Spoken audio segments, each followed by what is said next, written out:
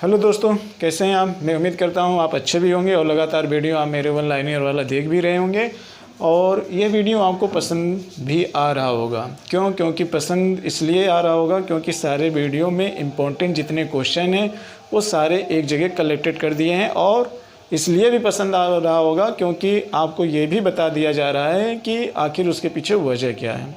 ठीक है, आइए जो आज हम एक नया वीडियो आपके सामने लेकर आए हैं, ये भी वीडियो आपके लिए इम्पोर्टेंट है और यहाँ ये मान के चलिए कि ये भी बहुत कन्फ्यूजन वाला वीडियो है। कन्फ्यूजन का मतलब ये है यहाँ से कि यहाँ जब प्रश्न आ जाते हैं तो ज़्यादातर क्वेश्चन हमेशा कन्फ्यूजन की स्थिति में डाल देते हैं और ये सारे वीडियो मित्र मैं इसलिए ऑनलाइन के रूप में बता रहा हूँ क्योंकि ये ऐसी चीज़ है कि अगर आप 15 दिन इसको पहले पढ़े हैं तो ये कॉन्सेप्ट में सेट नहीं हो पाती है। इसलिए इस वीडियो को वन दृष्टि यानी कि एक ही दृष्टि में देखकर अगर आप जाओगे तो ये आप क्वेश्चन सही करके आओगे। लेकिन अगर आप 1 महीने पहले पढ़े हो या उसके भी पहले पढ़े हो तो यहाँ से अगर क्वेश्चन आ जाता है तो ज़्यादातर कन्फ्यूजन की स्थिति बन जाती है। कैसे बनेगी अभी इस वीडियो के लेक्चर में आपको समझ में आ जाएगा। ठीक है, इसीलिए मैं कहता हूँ इस वीडियो को भी आप इम्पोर्टेंट दीजिएगा। ये आपके एग्ज़ाम के भी दृष्टि से इम्पोर्टेंट है। ठीक है, इसलिए एक साथ सारी इमारतों को यहाँ पर रखा गया और इसमें वो सारी इमारतें हैं जो मुग़ल काल के समय बनाया गया था। ठीक है मित्र, देखिए आपने तो मंदिरों के बारे में तो पढ़ ही लिया। ठीक है, जितने भी मंदिर बनाए गए थे हिंदू शासन काल में, चाहे वो दक्षिण भारत के हो चाहे उत्तर भारत में। अब देखिए मित्र, जो ज़्यादातर इमारतें मुग़ल कालीन में भी ढेर सारे इमारतों का निर्माण हुआ था और उन सारे इमारतों के संदर्भ में दिल्ली सल्तनत में भी काफ़ी ज़्यादा इमारतों का निर्माण हुआ था और मुग़ल कालीन में हुआ था। हालांकि दिल्ली सल्तनत में मैंने जब प्राचीन इतिहास के स्रोत बता रहे थे या इतिहास जानने के स्रोत बता रहे थे तो उसके दरमियान मैंने आपको बता दिया था कि कौन कौन सी इमारत दिल्ली सल्तनत में बनाई गई थी। जैसे मैंने वहाँ पे क्या नाम लिया था, मैंने वहाँ पे कुतुब मीनार का नाम लिया था, कुव्वत-उल-इस्लाम का नाम लिया था। इसके अलावा मैंने वहाँ पर अलाई दरवाज़ा का भी निर्माण लिया था, फिर ढाई दिन का झोपड़ा का भी निर्माण लिया था। ठीक है, इस तरीके से मैंने कई इमारतों का नाम लिया और मैंने ये भी बताया आपको कि उस इमारतों को किसने बनवाया था, उस इमारतों को किसने बनवाया था, इसके भी बारे में चर्चा हुई थी। लेकिन दिल्ली सल्तनत के संदर्भ में हुई थी। आज हम मुग़ल कालीन के दौरान जितने भी फेमस इमारत हैं और जो आपके एग्ज़ाम में पूछे जाते हैं वो सारे इमारतों को लेकर आपके समझ प्रस्तुत किया गया है।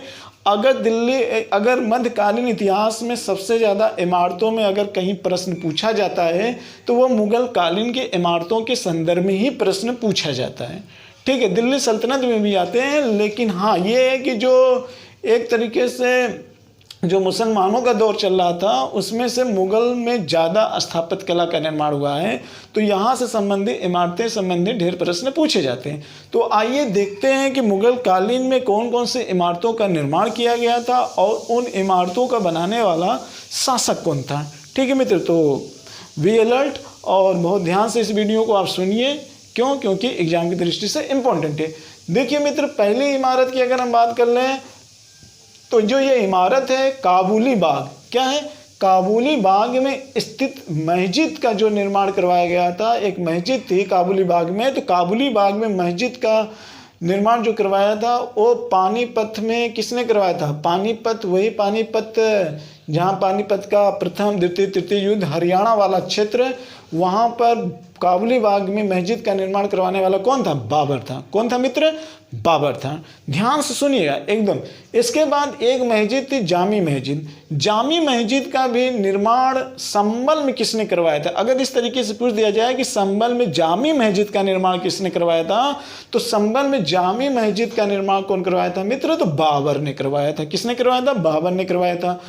आगरे की मस्जिद का निर्माण, ये आगरे की मस्जिद का निर्माण अगर पूछ दिया जाएगा तो किसने करवाया था, लोधी के किले में। ठीक है, तो किसने करवाया था, बाबर ने करवाया था। किसने, वही बाबर करवाया था जिसने मुगल वंश की स्थापना 1526 में किया हुआ था। ठीक है, और ये बाबर था कौन, ये बाबर जो था ये अकबर का दादा था।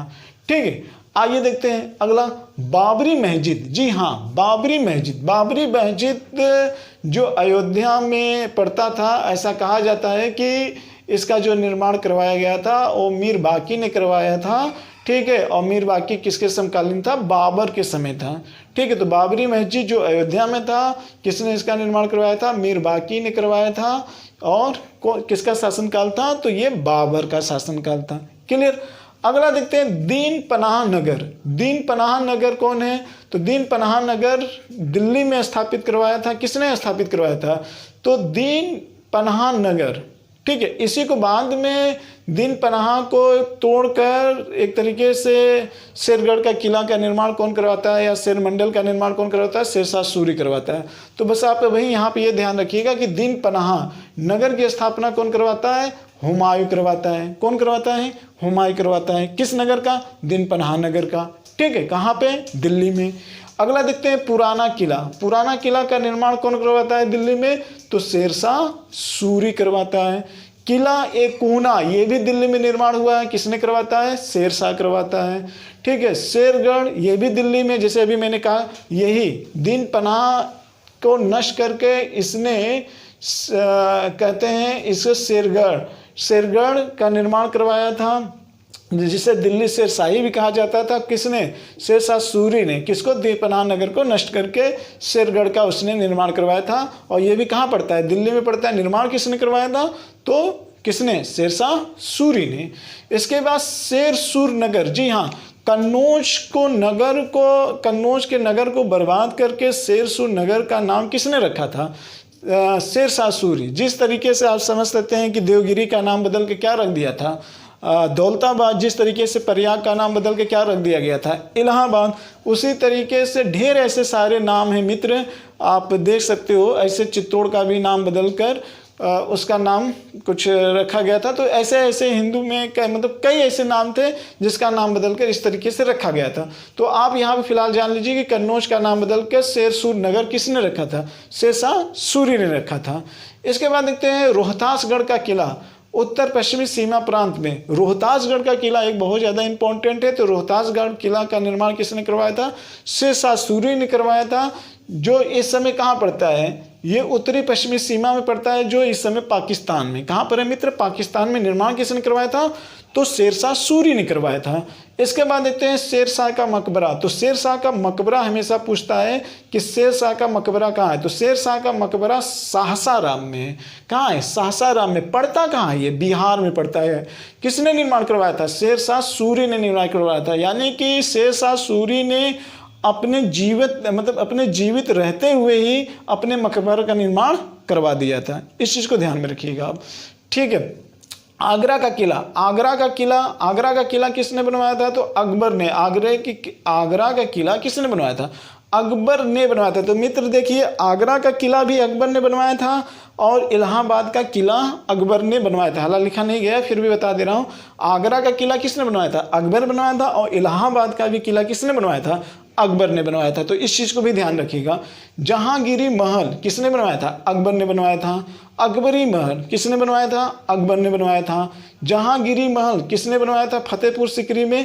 तो अकबर ने बनवाया था। किसने बनवाया था मित्र? तो अकबर ने बनवाया था। ये देखिए, सारा चीज़ जो निर्माण करवाया गया है ये किसने करवाया? अकबर ने ही करवाया है। तो ये आप थोड़ा सा ध्यान रखिएगा कि जहांगीरी महल, अकबरी महल, जहांगीरी महल। ठीक है, फतेहपुर सिकरी। देखिए, जहांगीरी महल दो जगह है, एक फतेहपुर सिकरी में भी है और एक जहांगीरी महल जो है वह आगरा में भी है। जहांगीरी महल दो जगह है, एक फतेहपुर सिकरी में भी है और एक कहाँ है? आगरा में भी है। ठीक है, निर्माण किसने करवाया है? तो अकबर ने करवाया है।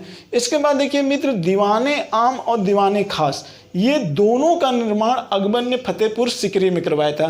देखिए, दीवाने आम और दीवाने खास मतलब क्या होता है, थोड़ा सा समझ लीजिए।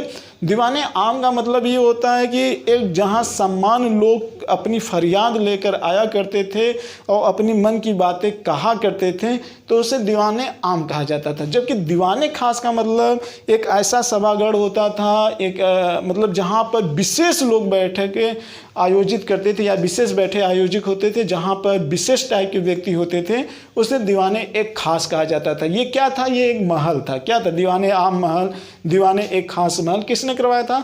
अकबर ने करवाया था। किसने करवाया था? अकबर ने करवाया था। ठीक है, कहाँ करवाया था? फतेहपुर सीकरी में करवाया था। तो इस चीज़ को ध्यान में रखिएगा। इसके बाद देख लेते हैं मित्र पंचमहल। पंचमहल को हवा महल के भी नाम से कहा जाता है। तो किसने करवाया था? तो अकबर ने करवाया था।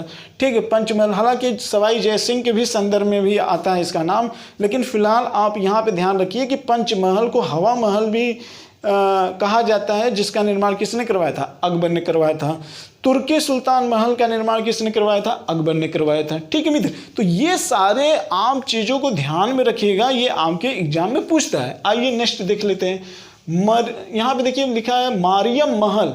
तो मारियम महल कौन करवाया था? फतेहपुर सीकरी में अकबर ने करवाया था। ये देखिए मित्र जामा मस्जिद, जामा मस्जिद का निर्माण फतेहपुर सीकरी में किसने करवाया था? अकबर ने करवाया था। तो जामा मस्जिद का निर्माण याद कर लीजिएगा, फतेहपुर सीकरी में किसने करवाया था? अकबर ने करवाया था।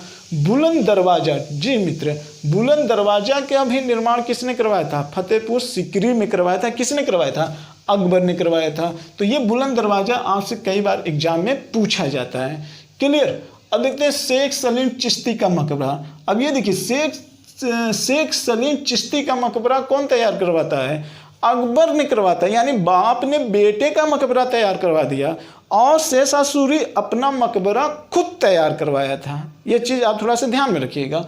तो शेख सलीम चिश्ती का मकबरा किसने करवाया था? अकबर ने करवाया था, यानी बेटे का बाप ही मकबरे का निर्माण करवाया था। और शेषा सूरी खुद अपने मकबरे का निर्माण सासाराम में करवाया था। इसके बाद इस्लाम शाह का मकबरा किसने करवाया था? तो अकबर ने करवाया था। लाहौर का किला, आगरा का किला, इलाहाबाद का किला, तीनों किला किसने करवाया था? अकबर ने करवाया था। इसके बाद 4 स्तंभों वाला किला इलाहाबाद में, वही इलाहाबाद का किला किसने? अकबर ने करवाया था। तो इस चीज़ को थोड़ा ध्यान में रखिएगा। इसके बाद देखिए अकबर का मकबरा। अब देखिए अकबर का मकबरा, यानी बेटे ने बाप का मकबरा का निर्माण करवाया और बाप ने बेटे का मकबरा का निर्माण करवाया। क्या बात है। अब देखिए अकबर के मकबरे का निर्माण किसने करवाया था? जहांगीर ने करवाया था। कहाँ करवाया था मित्र? सिकंदराबाद में करवाया था। कहाँ करवाया था? सिकंदराबाद में करवाया था। इस चीज़ को ध्यान में रखिएगा। ठीक है, तो और जबकि जहांगीर का मकबरा उसका बाप और अकबर का मकबरा उसका बेटा, अकबर का बेटा। ठीक है, और खुद अपना मकबरा का निर्माण किसने करवाया था? शेषा सूरी। तो कभी कभी इस तरीके का प्रश्न भी पूछ देता है।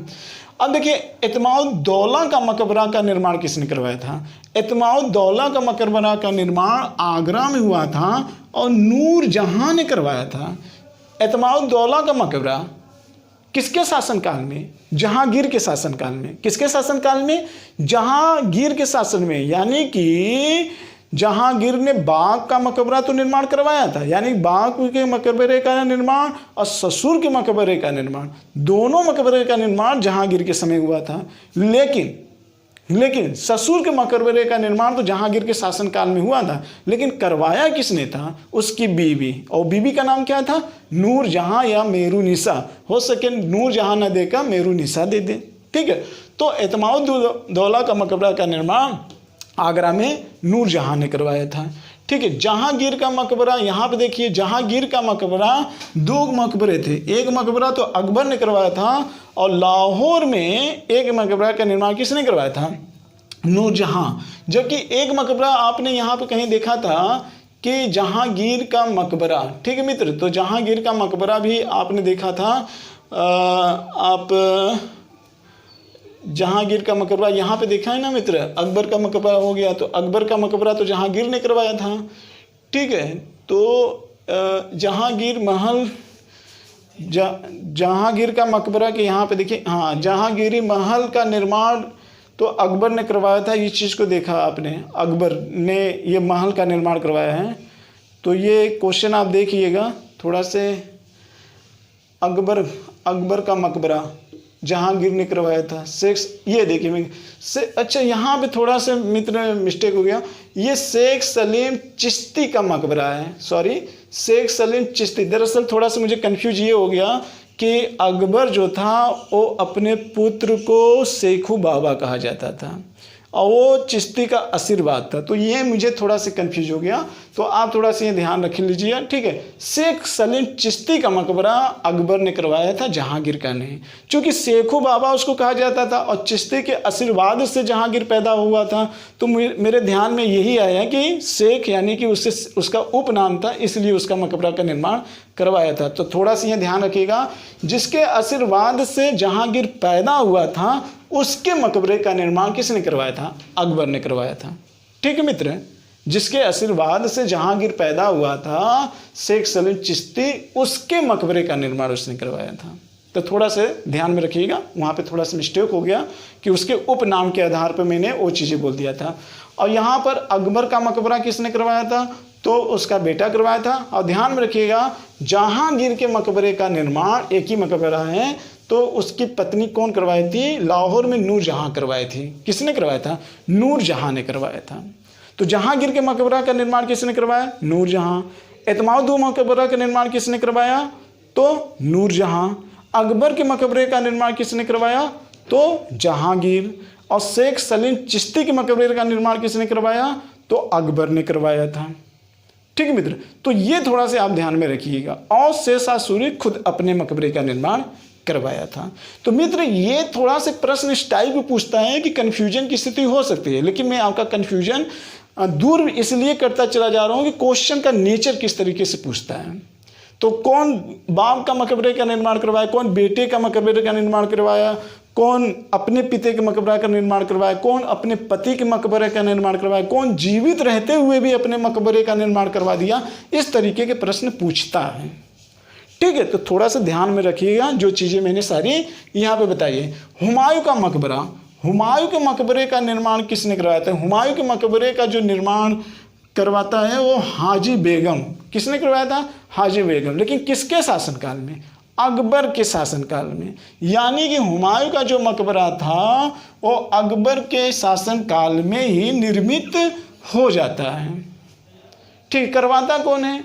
हाजी बेगम करवाती है। कौन करवाता है? हाजी बेगम हुमायूं के मकबरे का निर्माण करवाती है। और ये हुमायूं का मकबरा मित्र एक ऐसा मकबरा है जिसे ताजमहल का पुरगामी महल भी कहा जाता है, यानी पुरगामी ताजमहल भी कहा जाता है।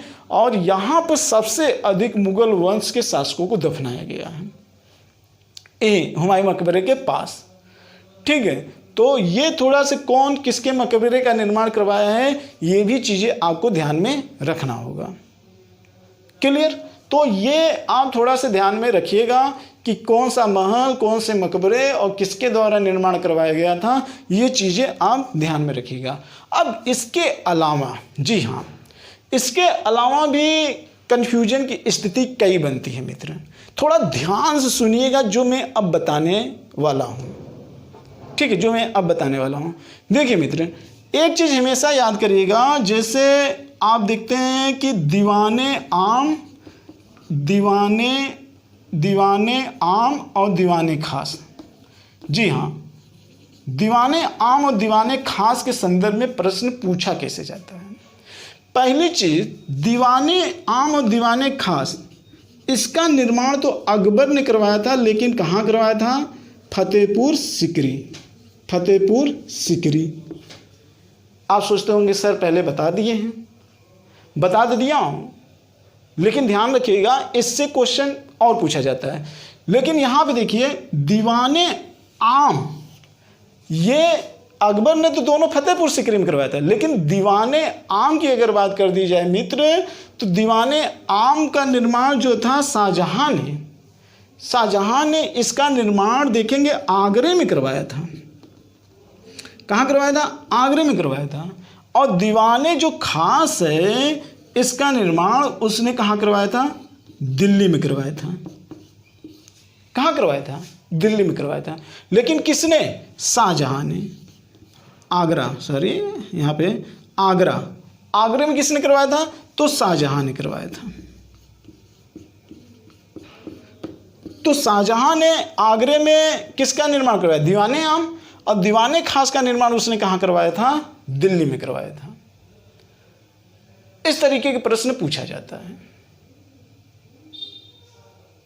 क्लियर मित्र? और दूसरा चीज आप ये भी जान लीजिएगा कि जामा मस्जिद तो अकबर ने फतेहपुर सीकरी में करवाया था, यहाँ पर फतेहपुर सिकरी में, ज़्यादातर उसने फतेहपुर सिकरी में ही मारा। तो जामा मस्जिद तो इसने फतेहपुर सिकरी में करवाया था, लेकिन और जामी मस्जिद यहाँ बाबर ने कहाँ करवाया था? संभल में। वहीं पर दोनों मस्जिद यानी कि जामी मस्जिद और जामा मस्जिद, जामी मस्जिद और जामा मस्जिद मुगल वंश में, तो जामी मस्जिद का निर्माण शाहजहां के द्वारा आगरा में करवाया गया था। कहाँ करवाया गया था? आगरा में करवाया गया था। जबकि जामा मस्जिद का निर्माण शाहजहां के द्वारा कहाँ करवाया गया मित्र? दिल्ली में करवाया गया। कहाँ करवाया गया? दिल्ली में। तो इसका मतलब बाबर ने जो जामी मस्जिद का निर्माण करवाया था वो संभलपुर में करवाया था, लेकिन वही जामी मस्जिद शाहजहां कहाँ करवाया? आगरा में करवाया। और जामा मस्जिद जो अकबर ने फतेहपुर सिकरी में करवाया, वही जामा मस्जिद का निर्माण शाहजहां ने कहाँ करवाया? दिल्ली में करवाया। इसके अलावा और कन्फ्यूजन की स्थिति बन जाती है। एक मस्जिद का नाम आता है मित्र मोती मस्जिद। जी हाँ, मोती मस्जिद को ध्यान में रखिएगा। मोती मस्जिद का एक निर्माण आगरा में कौन करवाता है? आगरा में शाहजहां करवाता है। लेकिन दिल्ली में कौन करवाता है? दिल्ली में औरंगजेब करवाता है। तो ध्यान में रखिएगा, आगरे में मोती मस्जिद का निर्माण शाहजहां करवाता है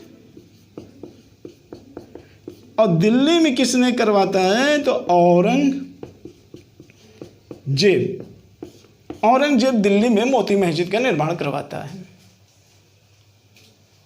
तो इस तरीके से मोती मस्जिद और जामा और जामी मस्जिद को लेकर और दीवाने आम दीवाने खास को लेकर काफ़ी कन्फ्यूजन हो जाता है। ठीक है। और दीवाने आम एक ऐसा महल था या इमारत था जिसमें पहली बार शाहजहां ने पूरा संगमरमर से उसका निर्माण करवाया था।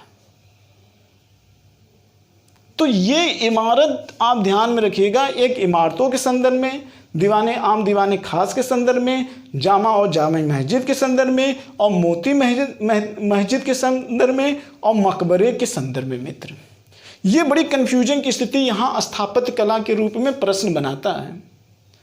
इसलिए इसको बड़े ध्यान से पढ़िएगा। अकबर ज़्यादातर चीज़ें कहाँ करवाता है? फतेहपुर सिकरी में। और शाहजहां ज़्यादातर चीज़ें कहाँ करवाता है? आगरा में और दिल्ली में करवाता है। और यही अकबर और शाहजहां के स्थापत्य कला में ज़्यादा कन्फ्यूजन की स्थिति बनती है।